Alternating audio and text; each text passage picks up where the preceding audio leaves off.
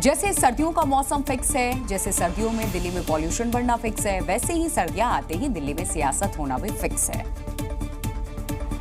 तमाम वार पलटवार के बीच में दिल्ली की दमघोटू हवा और जहरीली होती जा रही है। आनंद विहार इलाके में AQI 450 के पार तो अक्षरधाम मंदिर के आसपास 350 पार पहुंच गया है। लिहाजा दिल्ली के मुख्यमंत्री आतिशी खुद अब ग्राउंड जीरो पर उतरकर हालात का जायजा ले रही हैं। दरअसल आनंद विहार दिल्ली के हॉट स्पॉट में से एक आता है। दरअसल 13 हॉट स्पॉट है दिल्ली के जहां पर प्रदूषण सबसे ज़्यादा होता है और ऐसे में सबसे ज़्यादा AQI का जो लेवल है वो आनंद विहार में खराब है। आनंद विहार में इंटरस्टेट बस टर्मिनल है, लिहाजा यहाँ सबसे ज्यादा पॉल्यूशन के लिए दिल्ली सरकार यूपी की बसों पर आरोप लगा रही है। आनंद विहार के इलाके में प्रदूषण बढ़ने का एक महत्वपूर्ण कारण है सड़क पार करके जो कौशाम्बी बस स्टेशन है, जहां पे यूपी की हजारों डीजल बसेस आती हैं। हालांकि दिल्ली सरकार दावा कर रही है कि प्रदूषण कम करने की कोशिशें हो रही हैं। एंटी डस्ट कैंपेन के तहत अभी तक 2764 निर्माण स्थलों का निरीक्षण, 17.40 लाख रुपए का लगाया गया जुर्माना, 523 टीमों ने 2764 निर्माण लोकेशन का निरीक्षण किया। इसके अलावा ग्रीन वॉर रूम में एंटी डस्ट अभियान की मॉनिटरिंग हो रही है। लेकिन सवाल ये है कि राजधानी को पॉल्यूशन से बचाने की संयुक्त और प्रभावी कोशिशें क्यों नहीं होती? क्यों हर बार सिर्फ सियासत ही की जाती है? दिल्ली में सिर्फ हवा ही दमघोटू नहीं है, शहर को पानी पिलाने वाली यमुना भी जहरीली हो गई है। यमुना के पानी में झाग और जहरीले केमिकल्स का कब्जा है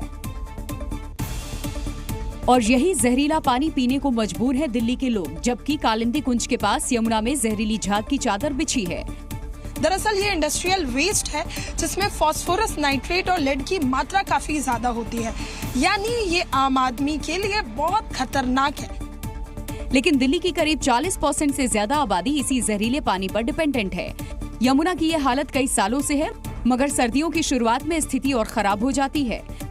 हरियाणा अपना अनट्रीटेड एफ्लुएंट यमुना में डालता है। हम किसी पे आरोप नहीं लगाना चाहते, लेकिन ये सच्चाई है कि यूपी अपना अनट्रीटेड एफ्लुएंट इस समय यमुना में डालता है। लेकिन दिल्ली सरकार हमेशा सोल्यूशन ओरिएंटेड रही है, तो आज से दिल्ली जल बोर्ड एक प्रॉपर ड्राइव वहां पे चला रहा है। यानी मां यमुना पर भी सियासत शुरू है। कुल मिलाकर दिल्ली वालों को न साफ पानी मिल पा रहा है, न साफ हवा, मगर दिल्ली की गद्दी पर बैठी आम आदमी पार्टी दोनों समस्याओं के लिए यूपी और हरियाणा को जिम्मेदार बता रही है। सवाल ये है, चंद दिन बाद छठ पूजा के लिए हजारों महिलाएं क्या इसी जहरीले पानी में उतरेंगी या सियासत से इतर कोई समाधान भी निकलेगा?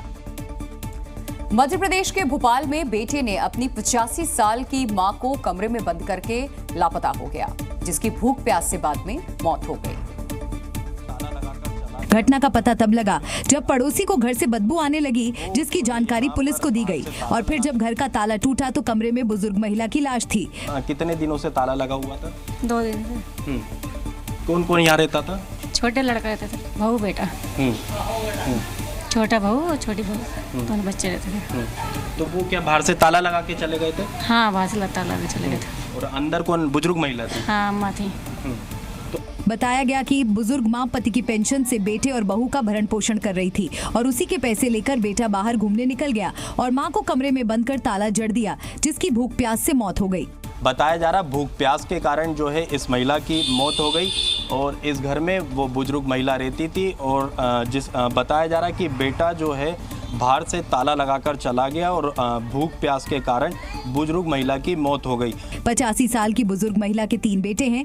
एक बेटा इंदौर में सब इंस्पेक्टर है, दूसरे बेटे का 1 साल पहले देहांत हो चुका है, जबकि तीसरा बेटा मां के साथ घर में रहता था, जो घटना के बाद से पत्नी और बच्चे के साथ गायब है, जिसकी तलाश की जा रही है। भूख प्यास के कारण 2 दिन पहले हमने आपको एक खबर दिखाई थी कि छत्तीसगढ़ के सक्ती जिले में अंधविश्वास के चलते 2 भाइयों की मौत हो गई, लेकिन अब खुलासा हुआ है कि ये पुनर्जन्म के अंधविश्वास में मर्डर है।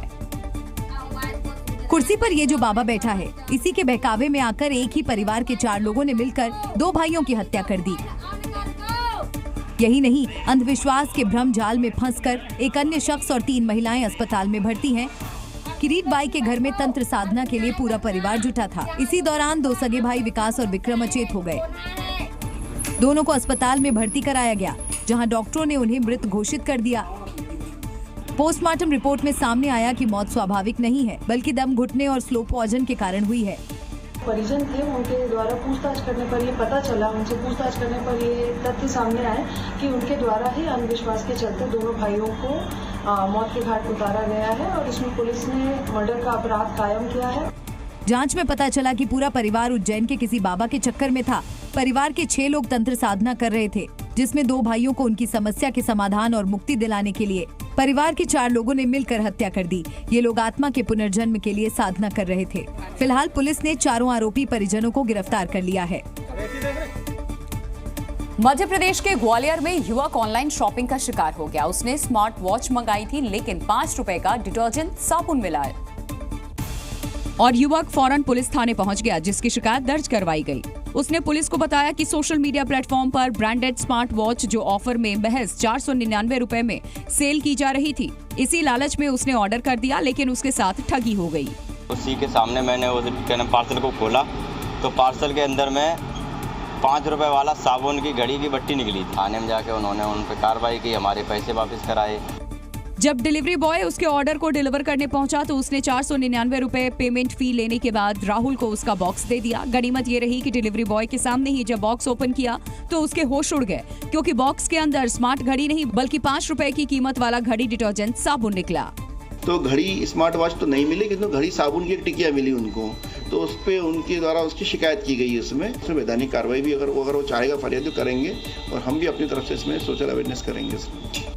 शख्स ने डिलीवरी बॉय पर ही फर्जीवाड़े का आरोप लगा दिया है। जहां काफी देर तक हंगामा चलने के बाद राहुल और डिलीवरी बॉय के बीच थाने के बाहर समझौता हो गया और मामले में कोई FIR दर्ज नहीं कराई गई।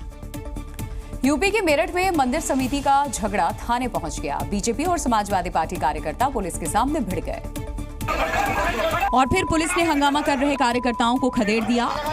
आरोप है कि पुलिस ने बीजेपी नेता और कार्यकर्ताओं से बदतमीजी की और मारपीट भी की, जिससे नाराज होकर थाने के बाहर धरने पर बैठ गए। ये विवाद शिव मंदिर संचालन को लेकर है, जिसे अब सियासी रंग दिया गया है। साथ ही ये भी आरोप लगाया जा रहा है कि महिलाओं के साथ बदतमीजी हुई, जिसके बाद पुलिस एक्शन मोड में आ गई। अब बीजेपी के नेता आरोपियों और बल प्रयोग करने वाले पुलिसकर्मियों के खिलाफ कार्रवाई की मांग कर रहे हैं। साथ ही चेतावनी दी है, अगर दूसरे पक्ष के खिलाफ एक्शन नहीं लिया गया तो बाजार बंद करेंगे। Zee News।